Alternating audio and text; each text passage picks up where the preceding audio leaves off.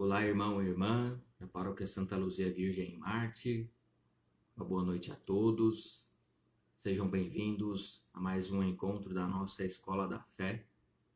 Como de costume, às terças-feiras, nos reunimos dentro deste tempo da pandemia, de modo online, para estudarmos o Catecismo da Igreja Católica por meio do compêndio do Catecismo da Igreja. Compêndio que é uma espécie de resumo, de uma síntese do Catecismo da Igreja, que traz a nossa fé professada, a fé celebrada, a fé vivida e a fé rezada. Nós estamos na primeira parte do Catecismo, chegando próximo do seu fim, é a fé professada. Estamos estudando a nossa profissão de fé, o símbolo apostólico. Nós iniciamos já no encontro passado o artigo de fé sobre a Igreja. Creio na Santa Igreja Católica. Hoje nós vamos dar continuidade a partir do número 153 do compêndio. E para que nosso encontro possa produzir frutos, vamos pedir a luz do Espírito Santo para que seja conduzido pelo Divino Espírito. Rezemos. Iniciamos. Em nome do Pai, do Filho e do Espírito Santo. Amém. Vinde, Espírito Santo, enchei os corações dos vossos fiéis e acendei neles o fogo do vosso amor. Enviai o vosso Espírito e tudo será criado, e renovareis a face da terra. Oremos. Ó Deus, que instruístes os corações dos vossos fiéis com a luz do Espírito Santo, fazei que apreciemos retamente todas as coisas, segundo o mesmo Espírito, e gozemos sempre da sua consolação, por Cristo Senhor nosso. Amém. Ave Maria, cheia de graça, o Senhor é convosco. Bendita sois vós entre as mulheres, e bendito é o fruto do vosso ventre, Jesus. Santa Maria, Mãe de Deus, rogai por nós, pecadores, agora e na hora de nossa morte. Amém. Nossa Senhora Aparecida, rogai por nós. Santa Luzia Virgem em Marte, rogai por nós. Em nome do Pai, do Filho e do Espírito Santo. Amém. Muito bem, queridos irmãos e irmãs, tomemos em mãos o nosso compêndio do Catecismo da Igreja Católica. Vamos iniciar a partir da questão 153. No último encontro paramos na 152. Olhemos agora para a questão 153, que corresponde aos parágrafos do Catecismo 781 e 802 até 804. Antes disso, o compêndio nos propõe um subtítulo que diz assim: a Igreja, povo de Deus, corpo de Cristo e templo do Espírito Santo. Nós já conversamos nos encontros passados que a nossa grande referência para falar da Igreja é um documento do Concílio Vaticano II chamado Lumen Gentium, uma expressão latina que significa a luz dos povos. Trata-se da constituição dogmática sobre a Igreja deste referido concílio, um documento conciliar, portanto. É a nossa grande referência. Ali a Igreja é apresentada como ícone da Trindade, Pai, Filho e Espírito Santo. Esse subtítulo já nos dá uma introdução naquilo que nós vamos encontrar. A Igreja é povo de Deus, isso está ligado ao Pai. A Igreja é corpo de Cristo, está ligado ao Filho. E a Igreja é templo do Espírito Santo, ligado ao Divino Espírito. Então a Igreja é ícone da Trindade. A Igreja não é uma realidade independente de Deus, mas, como nós vamos ver, uma realidade intimamente ligada a Deus. É ícone da Trindade. do Pai, do Filho e do Espírito Santo. Cada pessoa da Trindade se relaciona com a igreja de uma forma bem específica. Lembrando que toda ação trinitária nunca é isolada. A Trindade é a unidade, a comunhão. Por isso, quando uma das pessoas da Trindade age, as demais estão sempre junto a esta pessoa da Trindade. Vamos então à leitura da questão 153. A pergunta é a seguinte: por que é que a igreja é povo de Deus? Vamos à resposta. Por que a igreja é chamada povo de Deus? E a Lumen Gentium que nos traz esta novidade. A resposta é a seguinte: a igreja é o povo de Deus porque aprouve a Deus santificar e salvar os homens não isoladamente, mas constituindo-os num só povo, reunido pela unidade do Pai e do Filho e do Espírito Santo. Então, por que a igreja é chamada povo de Deus? Justamente porque Deus quis nos santificar e salvar, não individualmente, isoladamente, mas comunitariamente, como povo. Certamente nós já ouvimos, já falamos que ninguém se salva sozinho. Esta é uma verdade. Ninguém se salva sozinho. Nós precisamos da comunidade de fé. Necessariamente, precisamos dos irmãos e das irmãs. A vida comunitária, ela é essencial para a nossa vida de fé. Precisamos alimentar a dimensão pessoal da fé, a oração pessoal, a meditação pessoal da palavra, certamente. Mas esta dimensão, ela é complementada com a dimensão comunitária da fé. Por isso, nós precisamos unir essas duas dimensões da fé. Dimensão pessoal, aquela mais de foro interno, ou seja, diz respeito àquilo que somente Deus e eu sabemos. Mas também é preciso alimentar a fé comunitariamente. Por isso a igreja é povo de Deus. Deus quis nos santificar ao longo de um processo, ao longo de uma caminhada, dentro de uma comunidade, dentro de um povo. A salvação, igualmente, se dá comunitariamente. Por isso a igreja, ela é povo de Deus. Certa vez ouvi de uma pessoa dizendo que a doutrina social da igreja não falou diretamente assim.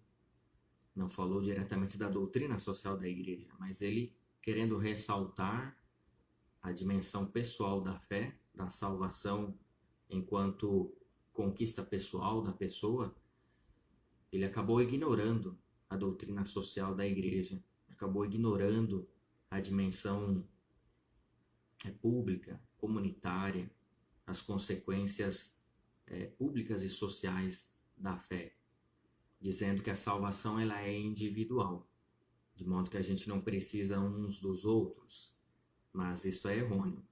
Então, o catecismo nos diz que Deus quis nos salvar e nos santificar enquanto povo de Deus, não isoladamente, mas dentro de uma comunidade. Certamente você deve estar pensando que viver em comunidade tem as suas dificuldades, os seus desafios, certamente. Toda a convivência humana, começando dentro de casa, começando dentro da família, nós já encontramos os seus desafios. Mas ninguém vive sozinho.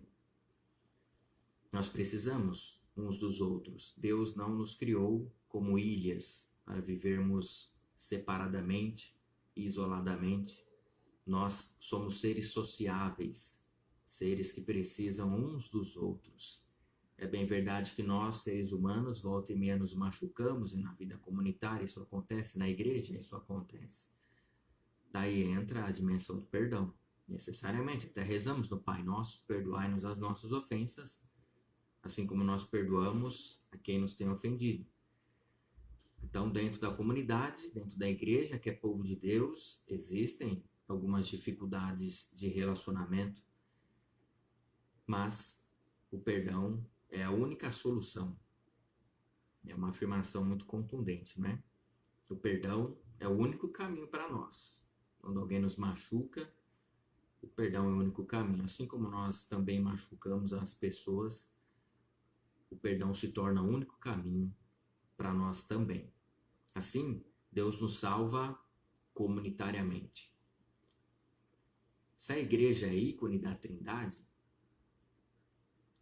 e a Trindade é comunhão em si mesma, Pai, Filho e Espírito Santo estão intimamente unidos, se a igreja é formada à imagem da Trindade, a igreja também precisa da comunhão, da unidade, da relação. Se Deus é relação em si mesmo, o Pai ama o Filho é o amado, o Espírito Santo é a pessoa amor que envolve o Pai e o Filho, como já dizia Santo Agostinho. A igreja, que é ícone da Trindade, que tem o seu mistério na origem, que está em Deus, Deus que é Trindade, e é relação, é comunhão. A igreja também precisa ser comunhão, precisa ser relação. Então, esta categoria eclesiológica, um nome aí um pouco mais difícil, né? Consta lá na Lumen Gentium e é fundamental para nós. A igreja é povo de Deus.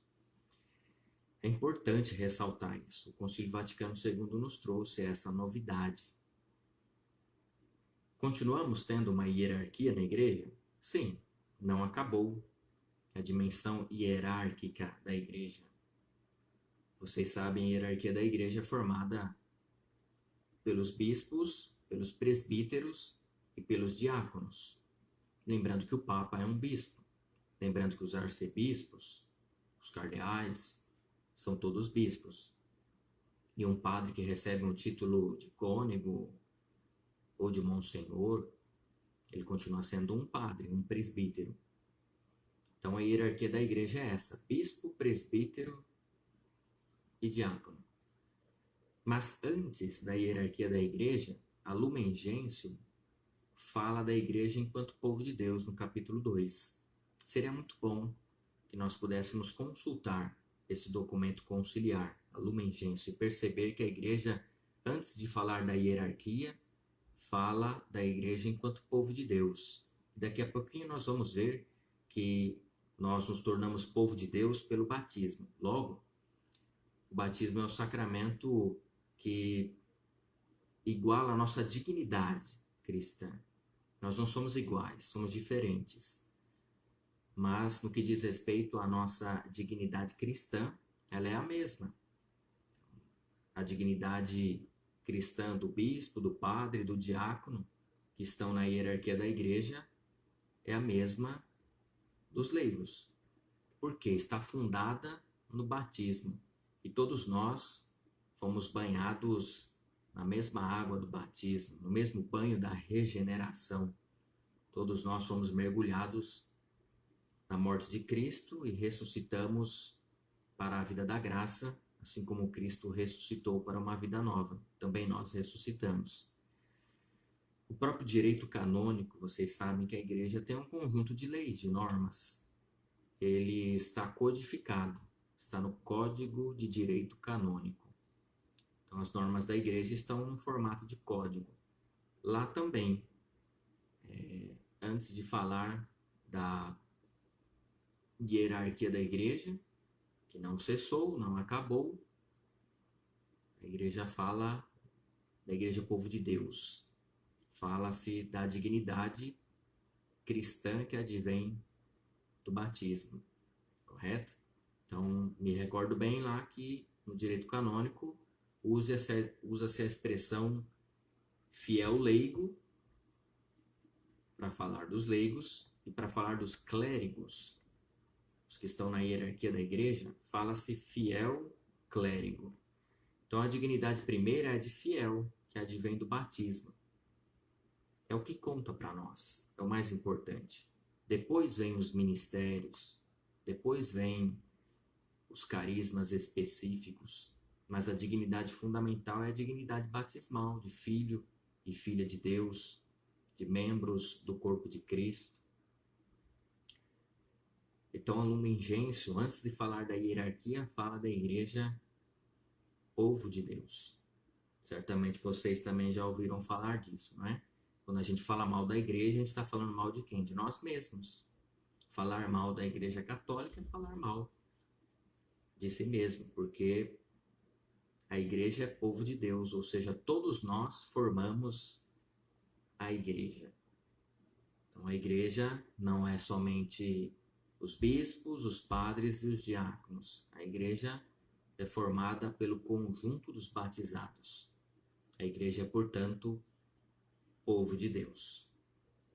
Seria importante a gente ler depois a Lumen Gentium, documento conciliar, Concílio Vaticano II, Constituição dogmática sobre a igreja do Concílio Vaticano II. Antes de falar da hierarquia, fala-se da igreja como povo de Deus.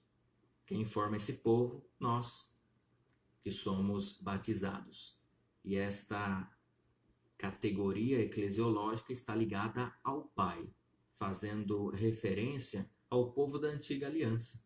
Podemos nos recordar aqui do povo de Deus que caminhou pelo deserto, saindo da escravidão do Egito, atravessando o Mar Vermelho a pé enxuto, depois atravessando o deserto, fazendo aliança com Deus no Sinai, atravessando o Sinai, deserto, entrando na Terra Prometida, atravessando mais uma vez aí o Rio Jordão, que é aberto. Aí sim, entra-se na Terra Prometida. Esse é o povo de Deus, está ligado à pessoa do Pai. Correto? Então vamos agora para a questão número 154, que continua falando sobre os desdobramentos desta afirmação de que a igreja é povo de Deus. Questão 154, nós encontramos no Catecismo, no parágrafo 782.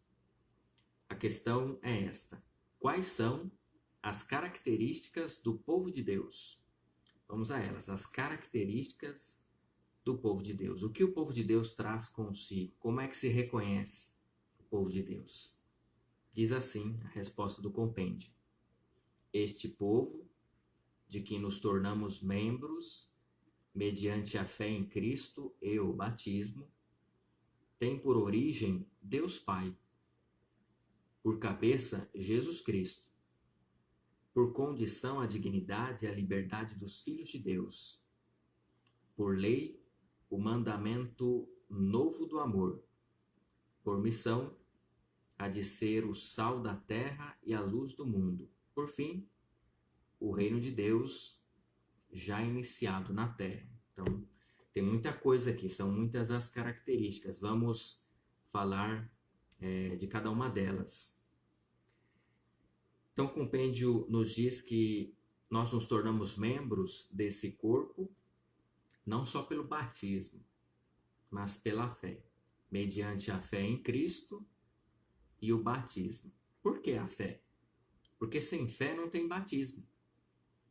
Quem já participou de uma celebração do batismo, quem batizou os seus filhos, quem foi padrinho, madrinha, ou quem participou de uma celebração do batismo, sabe que é um momento importantíssimo dentro da celebração do batismo, que é a profissão de fé.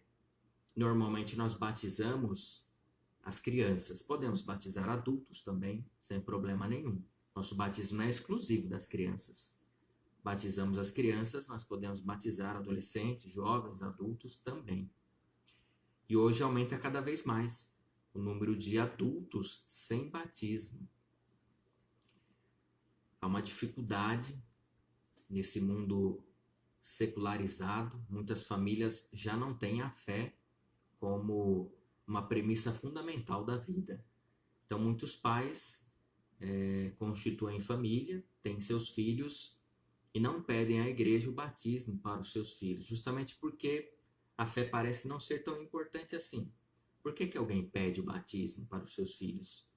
Porque a fé, ela é importante na sua vida. Então, se é bom para mim, eu quero que é bom para os meus filhos também. Então, quem é que professa a fé? Eu disse que sem fé não tem batismo. Quem é que professa a fé lá na celebração do batismo? E a fé é professada ali, vocês devem se recordar, de modo dialogado. O padre pergunta e os presentes respondem no singular, creio. E além da profissão de fé, também as renúncias. Renúncia ao pecado, a Satanás, a tudo aquilo que desune. Quem é que faz estas promessas e quem é que professa a fé? Os pais e padrinhos. Se é criança, não pode professar a fé. Não tem condições ainda. Não tem consciência exata do que ocorre. Então não tem fé. Mas quem tem fé? Os pais e os padrinhos. Então a criança é batizada na fé dos pais e dos padrinhos. Por isso questionar o batismo das crianças, dizer eles não têm consciência, não sabem o que estão fazendo. Mas os pais e os padrinhos sabem. E como tutores, como responsáveis pelos seus filhos, os pais devem encaminhar os filhos para aquilo que é bom. O pai não vai deixar o filho crescer, fazer 18 anos para perguntar para ele se ele quer ir para a escola ou não. E o filho muitas vezes vai dizer, não quero ir para a escola, pequenininho, mas você vai empurrar ele, ele vai para a escola, ele vai ter que ir, ele ainda não sabe que aquilo é bom para ele. Mas o pai, a mãe, o responsável, sabe que aquilo é importante e conduz ele à escola. Muitas vezes as crianças não querem comer, mas os pais sabem da importância da boa alimentação para o desenvolvimento da criança. Então encontram formas de fazer a criança comer e se alimentar. Assim ocorre na fé também. Você não precisa esperar a criança crescer para descobrir que a fé é uma dimensão importante. A fé precisa ser ensinada. Então os pais e os padrinhos pedem à igreja o batismo. Então a criança é batizada na fé da igreja que é professada pelos pais e padrinhos. Encontramos aqui uma referência explícita ao texto do Evangelho segundo São Marcos, capítulo 16. Ali é o chamado mandato missionário. Jesus que diz, ide por todo mundo e pregai o Evangelho a toda criatura. Quem crer e for batizado será salvo. Por isso o catecismo aqui nos diz que nós nos tornamos membros do povo de Deus pela fé em Cristo e o batismo. Então o batismo é a porta de entrada na igreja, que é povo de Deus. Sem batismo a gente não pode receber a Eucaristia, nem a Crisma, o casamento, a não ser que tenha um batizado no casamento. Se uma das partes é católico, se a outra não é, pode haver casamento, mas um tem que ser batizado. Então a porta da vida sacramental, a porta da vida na igreja é o batismo. Então como é que nós nos tornamos membros do povo de Deus? Pelo batismo, pela fé e pelo batismo, correto? Tem por origem Deus Pai. Então o povo de Deus tem origem em Deus Pai, como nós falávamos da igreja enquanto ícone da Trindade. O Pai está ligado diretamente ao povo de Deus, a esta categoria eclesiológica. Por cabeça, Jesus Cristo. Daqui a pouco nós vamos entrar mais a fundo na eclesiologia paulina de São Paulo, que diz que Cristo é a cabeça e a igreja, que é povo de Deus, é seu corpo. Por condição, a dignidade e a liberdade dos filhos de Deus. Então, pelo batismo, nós entramos na igreja, que é povo de Deus, e recebemos a dignidade de filhos por adoção. Jesus é o Filho de Deus por excelência, é o Filho. Nele, nós nos tornamos filhos de Deus. Isso se dá pelo batismo. Então, todos nós somos filhos de Deus, nós que recebemos o santo batismo. Essa é a nossa dignidade fundamental e principal. Muitos dizem que o juízo final, o julgamento, ele vai passar por aí. Vai passar pelo modo como nós vivemos o nosso batismo. Seja você casado, seja você padre, seja leigo, catequista, seja o que for. A dignidade fundamental é a dignidade batismal de filhos e filhas de Deus, e é basicamente por aí que talvez passe o juízo. Muitos afirmam isso, tá? Eu não vou poder chegar diante de Deus e falar, mas eu fui padre, né? Por mais que nós estejamos num mundo bem secularizado, antigamente os padres eram muito respeitados, né? Tinha muito respeito pelo padre. Numa cidadezinha, quem é que botava moral, né? Era o prefeito, o delegado e o padre. Hoje em dia a coisa já não é mais assim. Nós estamos num mundo cada vez mais secularizado, né? Um mundo que quer colocar Deus para fora, a religião para fora dos espaços decisórios. Então, ser padre hoje não tem status como tinha antigamente. Nem lá, nem cá, o padre não pode chegar dizendo, mas eu fui padre, né? Então eu tenho que ter algum privilégio aí. Estou me recordando aí de uma historinha do Padre Léo, de Betânia, que conta justamente a história de um padre lá, que uma historinha, né? Mas para ilustrar bem uma realidade. Do padre que, por ser padre, achava que ia ter no céu. Jesus disse: na casa do meu pai existem muitas moradas, então ele achou que ia ter uma morada melhor do que acho, o Zé ou alguém lá, motorista de ônibus, se eu não me engano. E não é bem assim, né? A moral da história diz que não é bem assim. É claro que nós devemos seguir a nossa vocação específica. Você que foi chamado ao matrimônio, viva o seu matrimônio de modo santo, não é? Case-se. Você que é chamado a ser padre, a ser religiosa, ser um leigo comprometido na igreja, deve-se viver a sua vocação específica. Mas a vocação fundamental para nós é a vocação batismal que nos convida à santidade. Todos nós somos chamados à santidade, sede santos, como diz o Evangelho. Não necessariamente para ser santista, né? Tinha que contar essa piada, né? Sede santos, porque o vosso Pai Celeste é santo. Então, a santidade de estar unido a Deus pelo Espírito que habita em nós.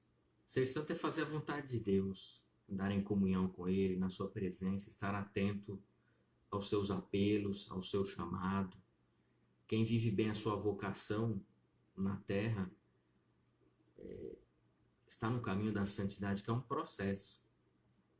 A santidade vai crescendo. Depende fundamentalmente de estarmos ligados a Jesus Cristo, que nos diz: sem mim nada podeis fazer. Correto? Muito bem. Por lei, continuamos falando sobre as características do povo de Deus. Por lei, o mandamento novo do amor. Então, o que deve reger a igreja? O mandamento novo do amor, instituído por Jesus. Nós encontramos isso no Evangelho segundo João. A partir do capítulo 13, Jesus, no Evangelho segundo João, está à mesa com seus discípulos, é o contexto da última ceia, e ali Jesus diz aos seus discípulos algumas vezes: este é o meu mandamento, amai-vos uns aos outros como eu vos tenho amado. É o mandamento novo do amor, é uma das características do povo de Deus. Aqui podemos nos recordar do livro dos Atos dos Apóstolos. Ali nós encontramos os de fora dando testemunho sobre a igreja nascente, a igreja primitiva. Eles dizem: olha como eles se amam. Uma expressão que chama muita atenção, não é? Os de fora diziam: olha só para os membros da igreja, olha como eles se amam. Então a gente se contradiz muito quando vive na fofoca, falando mal dos irmãos e das irmãs, não se esforçando. A convivência comunitária é exigente, mas o mandamento novo do amor, ele nos impele a não nos acomodarmos.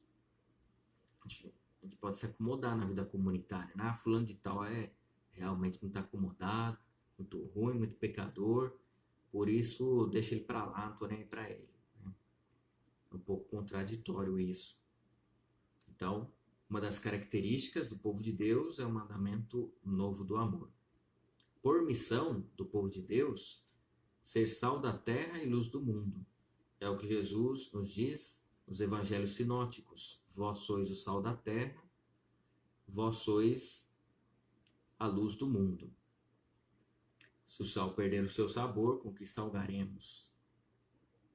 E uma luz não é acesa para ser posta debaixo da cama, mas sim é colocada no alto, num candeeiro, onde ilumina a todos. Então, esta é uma das características do povo de Deus. Não é ser insosso, sem sabor, indiferente, omisso, mas interagir, participar, se movimentar, entrar no dinamismo da Trindade que nos impele a igreja a ser dinâmica também. Por fim, última característica mencionada aqui, na questão 154, sobre as características do povo de Deus, o próprio reino de Deus já iniciado na terra. Aqui é importante olharmos mais uma vez para a Lumen Gentium, que diz que a igreja é o germe do reino de Deus na terra. O germe é o início, é a semente do reino de Deus. Mas o reino de Deus, ele extrapola os limites da igreja. Pode extrapolar, sim, os limites da igreja. Até o Concílio Vaticano II se considerava a própria igreja o reino de Deus. Mas a igreja é germe. Sem a igreja não tem reino de Deus. Entretanto, o reino de Deus, ele pode ocorrer e estar presente onde tem amor. Aquele refrão meditativo que nós conhecemos muito nos ajuda a entender isso. Onde reina o amor, Deus, aí está. Gosto de dar aquele exemplo, olhando para o capítulo 25 do Evangelho segundo Mateus, onde Jesus diz: estive preso e me vistastes, tive fome e me deste de comer, tive sede e me deste de beber, estive nu e me vestistes. Ou seja, o reino de Deus, ele é relacional. Está ligado às relações interpessoais, às relações entre as pessoas. Então, se alguém precisa de mim, eu sou capaz de ajudar, Deus está reinando nessa relação. Então, se alguém tem fome, eu sou capaz de partilhar o alimento que tenho com esta pessoa, Deus reina nas nossas relações. O reino de Deus está no meio de nós, disse Jesus. Ele não virá ostensivamente, ou seja, de uma vez. Explorei um pouquinho essa questão na homilia do último domingo, onde Jesus nos contou algumas parábolas para explicitar a realidade do reino de Deus. O reino de Deus está no meio de nós, está entre nós. Ele é puramente relacional. Quem se relaciona baseado no amor, na caridade, no perdão, na misericórdia, na partilha, esse experimenta o reinado de Deus que já começou, como afirmou aqui o compêndio. O reinado de Cristo sobre a terra, o reino de Deus, já começou. A partir do momento em que Jesus pisou nesta terra, o reino de Deus começou. Ele disse: arrependei-vos e crede no Evangelho, pois o reino de Deus está próximo. Por quê? O reino de Deus é ele mesmo. Ele é o alto reino. Como se diz em grego, reino é basileia, ou seja, o alto basileia. Então, o reino de Deus é o próprio Jesus Cristo que se faz presente. E a partir dele, o reino de Deus pode crescer ou diminuir a partir das nossas relações fraternas. Ajudamos na construção do reino de Deus? Sim, mas o reino de Deus é sobretudo um dom de Deus, um presente. Jesus nos diz nos evangelhos: não temais, pequeno rebanho, pois foi do agrado de Deus Pai dar-vos o reino. Então, o reino de Deus é uma realidade de dom, de presente. E nós rezamos no Pai Nosso: venha o teu reino. sobretudo, é o reino escatológico, o reino final, né? Então, o reino começou aqui na terra, mas irá se consumar nos céus, com a parousia de Cristo, a sua segunda vinda. O reino de Deus irá se consumar. Correto? Podemos partir então para a questão 155. Então, vimos aqui, até aqui, uma definição de igreja como povo de Deus, as características deste povo de Deus, e agora vamos à questão 155, que corresponde aos parágrafos do Catecismo, 783 ao 786. A pergunta é esta: em que sentido o povo de Deus participa das três funções de Cristo? Quais são as funções? Sacerdote, profeta e rei. Em algumas literaturas vocês vão encontrar, ao invés da palavra função, munus. É o munus de Cristo. É o tríplice munus de Cristo, ou as três funções de Cristo. Quais são? Sacerdote, profeta e rei. Em que sentido nós participamos das funções de Cristo? Porque Jesus é o único e verdadeiro sacerdote. Jesus é o grande profeta. Jesus é o grande rei ou pastor, se preferirmos. Como é que nós participamos? Vamos à resposta. O povo de Deus participa, ou seja, é por participação que nós nos tornamos sacerdotes, profetas e reis. O povo de Deus participa no ministério sacerdotal de Cristo, enquanto os batizados são consagrados pelo Espírito Santo para oferecer sacrifícios espirituais. Então, de início, o compêndio fala sobre a primeira função de Cristo, ou seja, sacerdote. Jesus é o único sacerdote. Todos os outros participam do sacerdócio de Jesus Cristo. A carta aos Hebreus explora bem esta questão do sacerdócio de Cristo e chama ele de único e sumo sacerdote. Todos os outros participam do seu sacerdócio.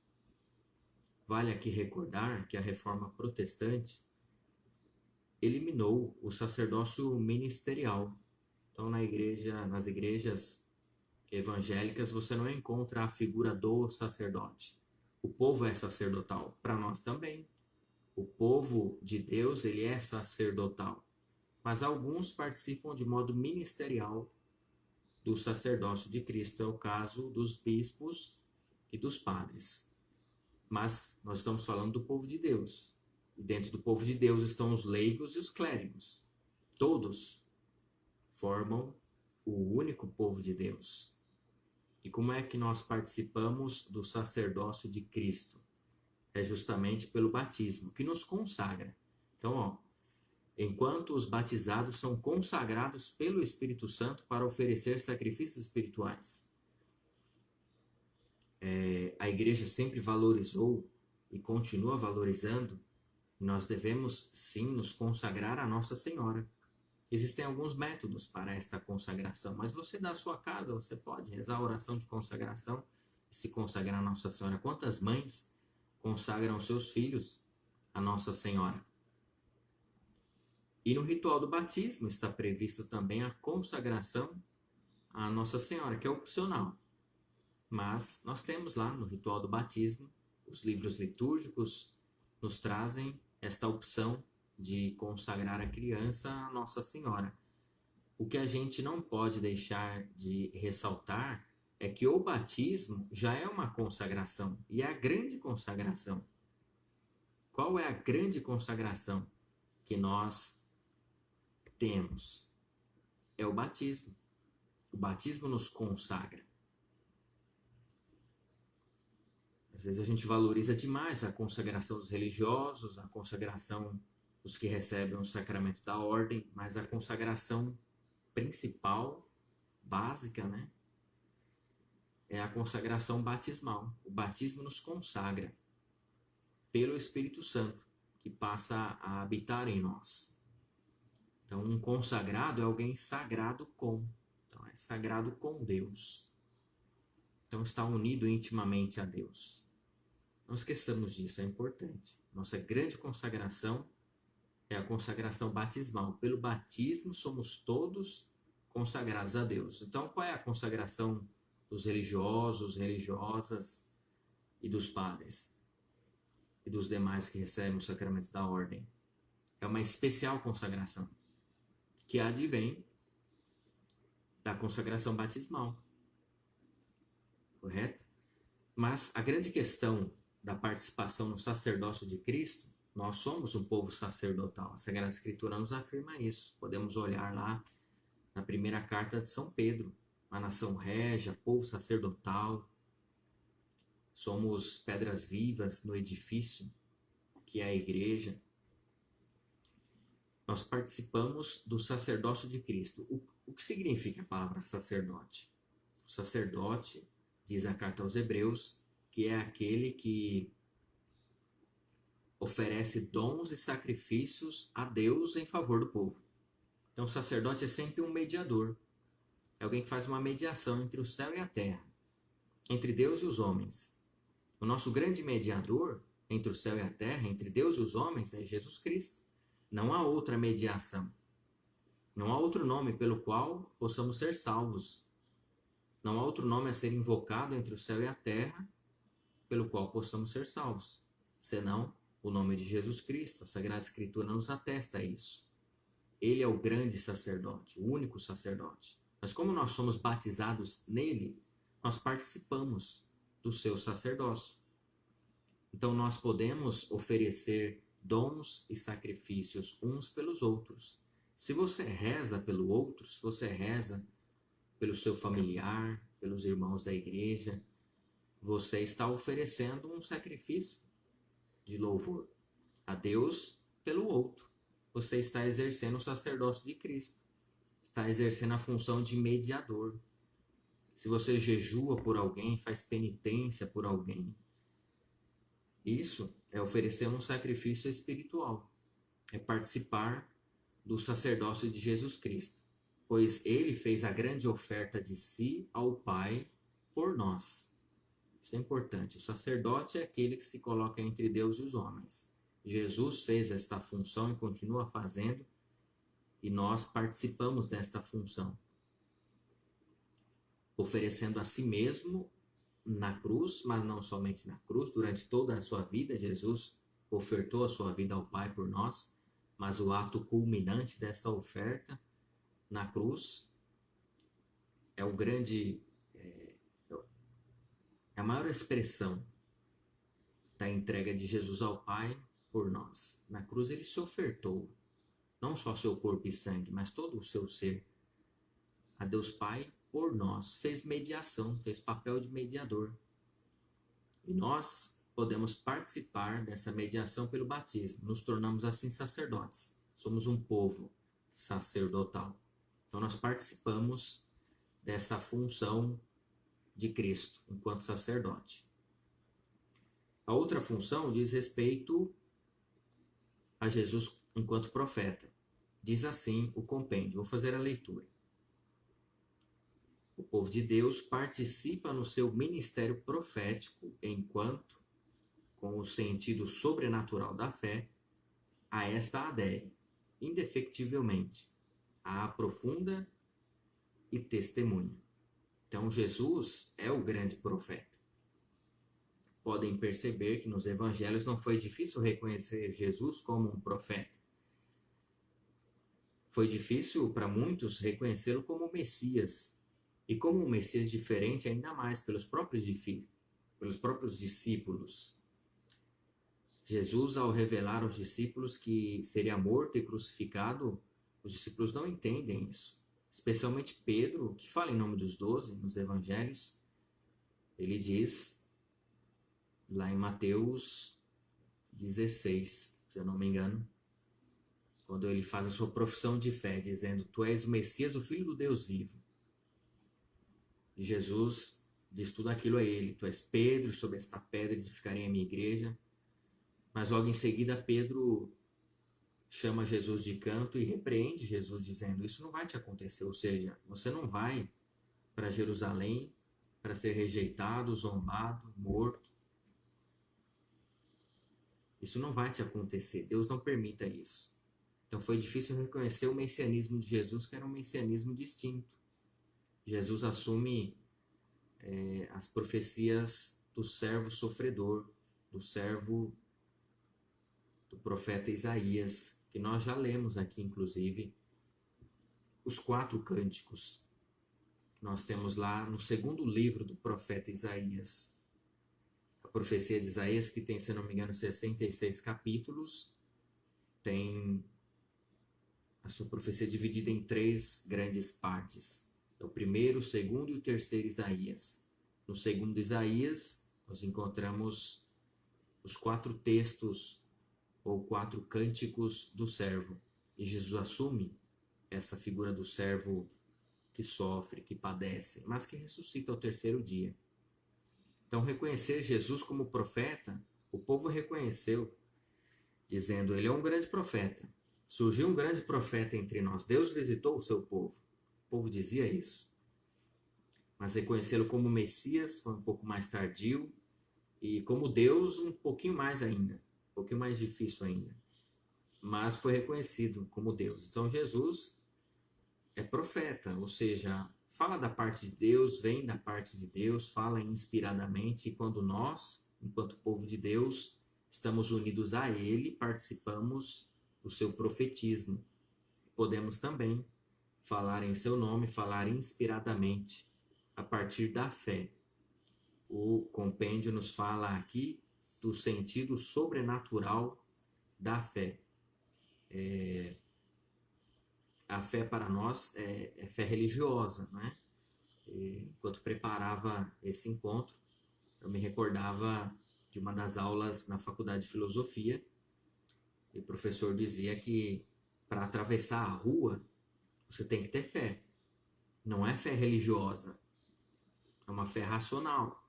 Você tem que acreditar que você vai chegar do outro lado da rua. Por isso você atravessa. Se você não acreditasse que ia chegar do outro lado da rua, você não atravessaria, não é? Então, há uma fé aí que não é religiosa. Aqui o catecismo está falando do sentido sobrenatural da fé. E a profecia vem desse sentido sobrenatural da fé, que aprofunda e testemunha a fé. Vamos agora então ao terceiro, ou a terceira função de Cristo, que é a de rei. Alguns preferem chamar de pastor, tá? Vamos entender o porquê. Vou fazer a leitura. O povo de Deus participa no seu ministério real. Real aqui vem de realeza, de rei, com o serviço, imitando Jesus Cristo, que, rei do universo, se fez servo de todos, sobretudo dos pobres e dos que sofrem. Então, ser rei é servir, é serviço. Se a gente colocar sacerdote, profeta e pastor, ao invés de falar rei, vem a ideia de cuidado. Então, a realeza de Cristo se exerce cuidando no serviço, e como disse o catecismo, sobretudo no cuidado para com os mais pobres e os que sofrem. Desta forma, nós participamos das 3 funções de Cristo, ou da tríplice, ou do tríplice muno sacerdotal de Jesus Cristo, ou seja, sacerdote, profeta e rei. Pelo batismo, nós nos tornamos um povo sacerdotal, profético e real. Todos nós participamos. Correto? Muito bem. Então vamos à questão número 156. Questão número 156, que corresponde aos parágrafos do Catecismo 787 até o 791 e 805 até o 806. A pergunta do compêndio é a seguinte: como é que a igreja é corpo de Cristo? Como é que a igreja é corpo de Cristo? Então aqui nós finalizamos a igreja enquanto povo de Deus, que está ligada ao Pai. Agora nós vamos falar da relação da igreja com o Filho. A igreja que é corpo de Cristo, corpo do Filho. Como é que a igreja é corpo de Cristo? Vamos à resposta do compêndio. Por meio do Espírito, Cristo morto e ressuscitado une intimamente a si os seus fiéis.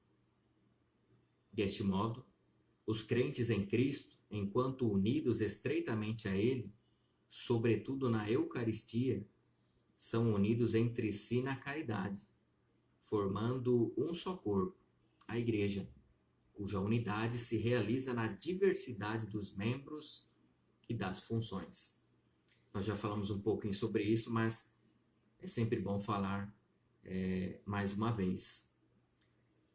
A Igreja Corpo de Cristo nós encontramos nos escritos paulinos, nas cartas de São Paulo. Essa visão de igreja, a eclesiologia, portanto, do corpo de Cristo, da igreja enquanto corpo de Cristo, nos advém de São Paulo.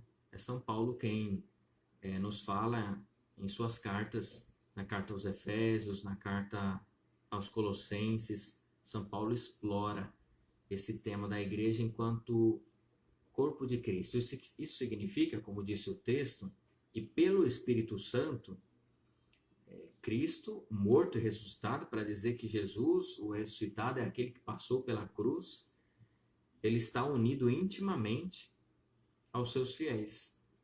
Então, o Espírito Santo nos une intimamente a Jesus Cristo. Ele é a cabeça deste corpo e nós somos os membros deste corpo. A igreja é corpo de Cristo. Todos os batizados formam este corpo. E como é que se dá esta unidade? Porque é um único corpo. Há uma única cabeça, que é Jesus, e há um único corpo, que é Jesus, que somos nós. Como é que se dá isso? Isso se dá na diversidade dos membros e das funções. Ou seja, na igreja, nós não precisamos ser todos iguaizinhos. E nós não somos mesmo. Não somos mesmo. Somos diferentes. Como é que se dá essa unidade do corpo de Cristo? Na diversidade, na diferença. Deus une o diferente. São Paulo explora isso na primeira carta aos Coríntios. Ele começa no capítulo 11 falando da Eucaristia para falar de unidade. No capítulo 12 ele fala dos dons carismáticos, dos ministérios. No capítulo 13 dessa mesma primeira carta aos Coríntios ele fala do hino ao amor, que deve, tá vendo?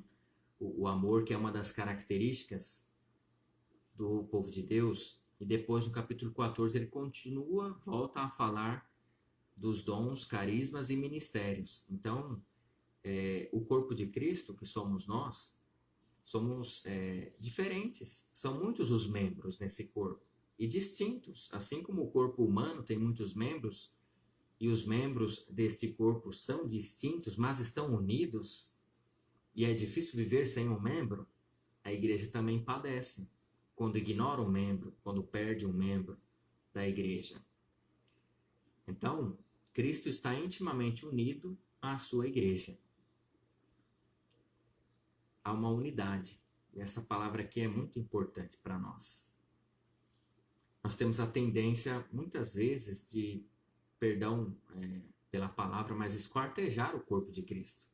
O corpo de Cristo não pode ser mais dividido do que já está, não é? Quantas divisões nós temos na história da igreja? Podemos nos recordar aqui do cisma do Oriente, em 1054, quando a igreja no Oriente deixou a comunhão com o Papa, surgiram as chamadas igrejas ortodoxas, que são várias, mas que não estão mais em comunhão com o Papa. A partir do Concílio Vaticano II, avançou-se no diálogo ecumênico com o pulmão do Oriente. São João Paulo II usava essa imagem, né? A igreja tem dois pulmões, assim como o corpo humano tem dois pulmões, a igreja também tem dois pulmões. O pulmão do Ocidente, que somos nós, a igreja latina, e o pulmão do Oriente, as igrejas ortodoxas. Por isso a gente sempre reza pela unidade da igreja, em especial naquela semana que antecede Pentecostes, nós rezamos pela unidade da igreja. Pentecostes que é uma das festas da unidade. E essa unidade se dá na diferença, na diversidade. Quanto mais diversidade nós congregamos na igreja, diversidade de dons, de carismas, de ministérios, porque nem todos fazem tudo, como diz São Paulo. Todos profetizam, todos curam, todos falam línguas estranhas, todos as interpretam. Não, cada um faz uma função dessa. Então há uma diversidade ministerial na igreja. Isso é querido por Deus. Por isso a igreja não pode ser uma fileirinha de gente, todo mundo igualzinho, falando tudo igualzinho. Uma coisa é uniformidade, outra coisa é padronizar tudo. A igreja não, ela congrega a diferença. Por isso é católica também. É universal, está voltada para todos, a salvação de todos. E aqui gostaria de dizer algo que já disse há um tempo atrás, logo quando nós voltamos com as missas presenciais, ou seja, 3 semanas atrás, se eu não me engano. Não podemos dividir a igreja entre aqueles que vão à igreja, com I minúsculo, né, ao templo, para participar da missa, e aqueles que ficam em casa. Seria muito ruim se nós fizéssemos isso. Porque se quem vai à igreja no tempo de pandemia se considera melhor do que aqueles que estão em casa, tem algum problema. E se quem está em casa se considera melhor, mais prudente, mais justo do que aqueles que estão indo à missa, no tempo de pandemia, tem algum problema também. E a gente acaba dividindo a igreja. É o único corpo de Cristo. Os que estão em casa e os que estão indo à missa no domingo, para comungar. O texto nos disse aqui que essa união de Cristo, cabeça, com a igreja se dá sobretudo na Eucaristia. Mas nesse tempo, se você não pode participar da Eucaristia, você fica em casa. O que não pode é a gente criar 2 igrejas. Nós não podemos nos degladiar. Um contra o outro, um criticando o outro. Dizendo, se você vai na igreja, você é imprudente. Você que fica em casa não tem fé. Você não tem fé, né? Isso não é verdade. Formamos um único corpo. Temos a mesma dignidade batismal. Somos membros do único corpo de Cristo. A nossa dignidade é a mesma. Ninguém é melhor do que ninguém, ninguém é pior do que ninguém. A igreja já sofre com tantas divisões, não é? Falei do cisma do Oriente em 1054. Também tivemos a Reforma Protestante, também mais uma ferida na igreja, mais uma divisão na igreja. E tantas outras divisões também, não é? Que a gente não separe os membros do corpo de Cristo nesse momento. Nós somos todos irmãos. Jesus disse, vós sois todos irmãos. Que assim seja, não é? Depende de nós. Depende de nós. Amém? Vamos então à questão 157 do compêndio, que corresponde aos parágrafos 792 até 795 e 807. Diz assim a pergunta: quem é a cabeça deste corpo? Já respondi, não é? Mas certamente haverá aqui uma explicitação. Cristo é a cabeça do corpo, que é a igreja. É uma citação da carta de São Paulo aos Colossenses, capítulo 1, versículo 18.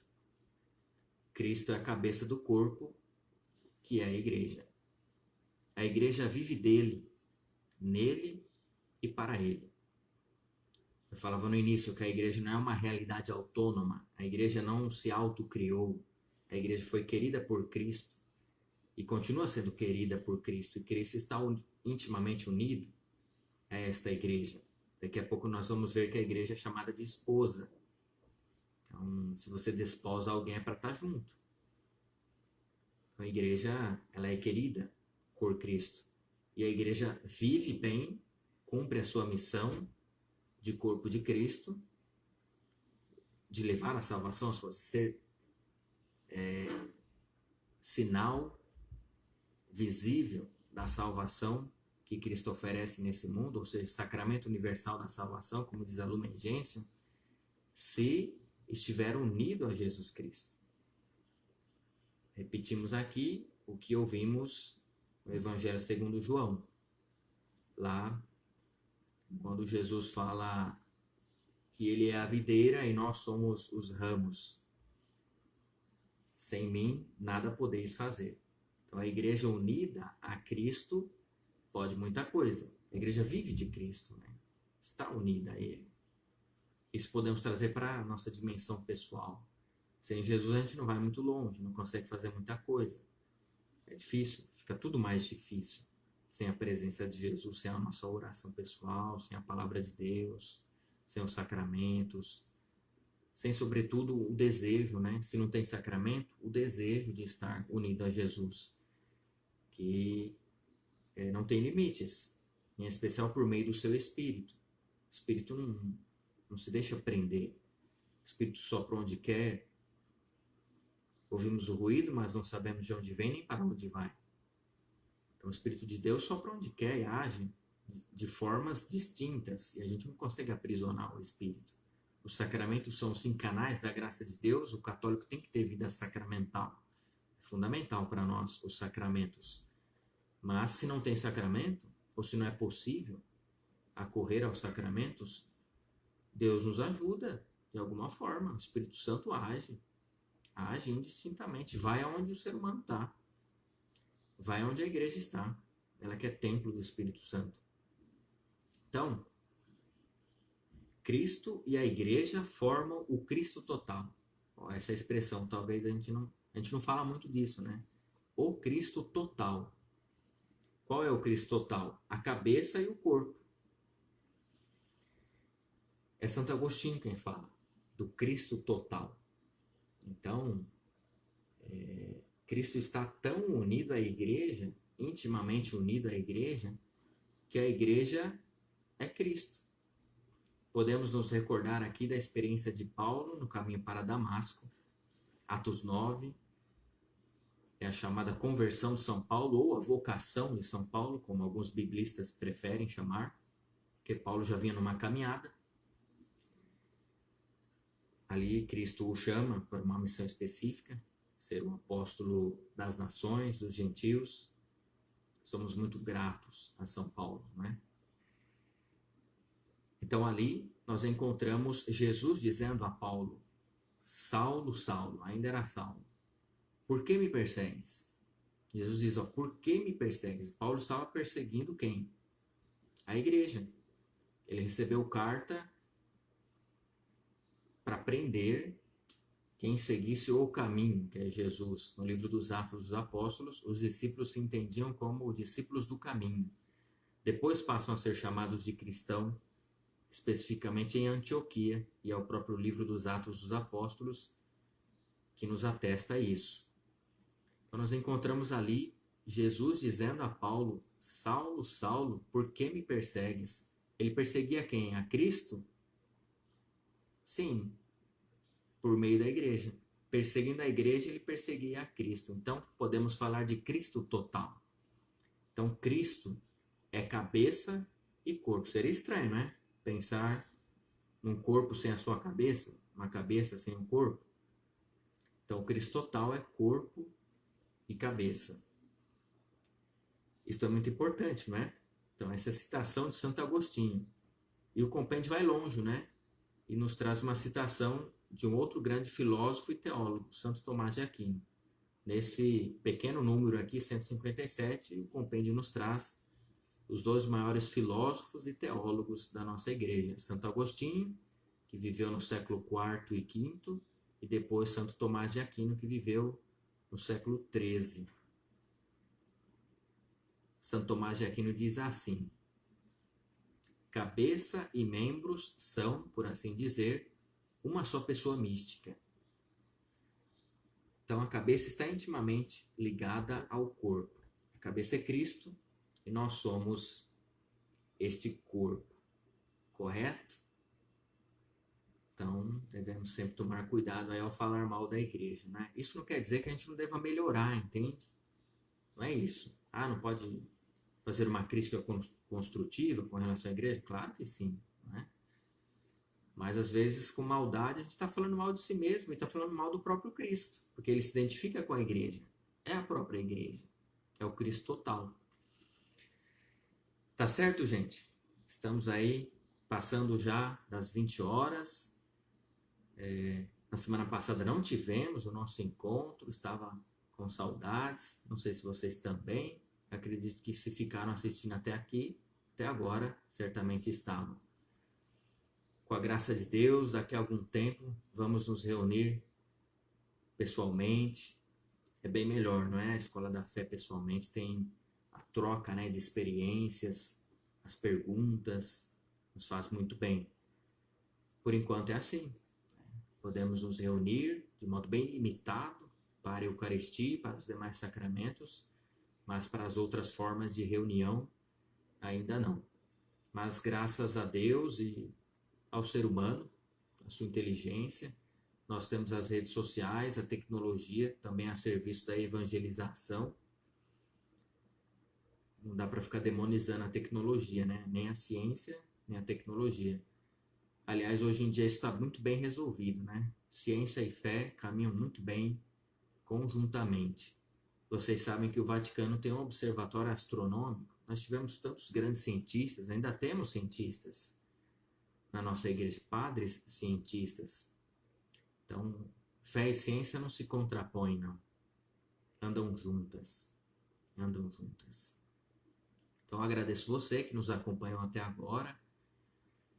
Nos encontraremos amanhã, às 19 horas, para a Santa Missa. Vocês viram que nós temos uma nova programação, não temos mais lives pela manhã, devido os compromissos que aumentaram. A pandemia continua, mas as reuniões, velórios, atendimento às confissões, enfermos que a gente está sendo chamado aí nos hospitais onde a gente pode entrar. E normalmente isso ocorre ali de manhã, 9, 10 horas. Então, por isso, jogamos tudo para a noite. Todas as nossas lives, os nossos encontros online estão sendo realizados à noite, sempre às 19 horas, exceto no domingo, que a missa continua às 7 horas da manhã. Então, amanhã teremos a Santa Missa, às 19 horas. Vamos participar da Santa Missa com muita fé, com muita piedade. Eu estou procurando melhorar o nosso sinal, tá? Eu estou num outro lugar aqui, estou fazendo a transmissão, vocês estão percebendo pelo cenário, não é o cenário anterior. Eu acho que o sinal esteve bom, não é? E vamos procurar melhorar a nossa transmissão online, que certamente vai longe, né? Pandemia aí, e parece que vai continuar. Enquanto continua, nós continuamos igreja, continuamos povo de Deus, continuamos corpo de Cristo, e na semana que vem vamos falar da igreja enquanto esposa de Cristo, e vamos entrar na igreja também enquanto templo do Espírito Santo. O Espírito Santo mora na igreja, a igreja é a sua morada. Agradeço vocês pela presença. Eu ia dizer mais alguma coisa importante. Sim. A nossa secretaria paroquial, ela voltou a funcionar no seu horário habitual já há algum tempinho, né? Já há algumas semanas. Com uma pequena diferença. Então, a secretaria e a igreja ficam abertas das 9 ao meio-dia e das 14 até as 18. Então a nossa atendente paroquial tem 2 horas de almoço? Não, continua tendo 1 hora de almoço. A questão é que ela faz o almoço das 12 às 13 e das 13 às 14 ela faz trabalhos puramente administrativos. Graças a Deus, na nossa paróquia, nós temos um povo muito participativo. O povo volta e meia está indo lá na igreja e vai na secretaria e pede uma coisa, pede uma informação, faz um agendamento, compra uma coisa, entrega o dízimo e por aí vai. De modo que algumas funções administrativas a nossa atendente paroquial acaba não conseguindo fazer, não consegue se concentrar. Eu muitas vezes preciso conversar com ela precisa me passar algumas coisas, eu preciso passar algumas coisas para ela, mas o atendimento a vocês, ao público, acaba, não pode deixar para depois. Então vocês chegam e ela tem que parar o que está fazendo. Então, para que ela consiga fazer os trabalhos administrativos, que exigem concentração, como por exemplo a nossa prestação de contas. Existe uma série de coisas que a atendente paroquial faz que a gente não tem nem ideia do que ela precisa fazer. Não é só atendimento ao público, às pessoas, mas é uma série de atividades internas, administrativas, muitas delas ligadas à Cúria Diocesana de Santo André. Tá? Então, a igreja está abrindo das 9 ao meio-dia e das 14 até as 18 horas, por conta disso, tá bom?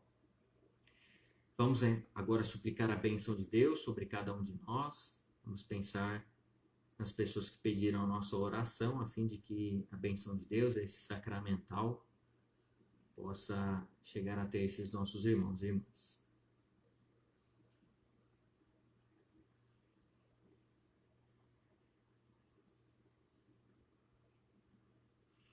O Senhor esteja convosco, Ele está no meio de nós. A nossa proteção está no nome do Senhor, que fez o céu e a terra.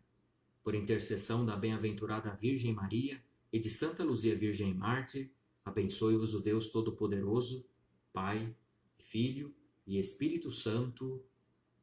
Amém. Irmãos e irmãs, tenham todos uma boa noite. Até amanhã às 19 horas para a Santa Missa, se Deus quiser. Bom descanso e até amanhã. Deus abençoe a todos. Até breve. Obrigado pela companhia.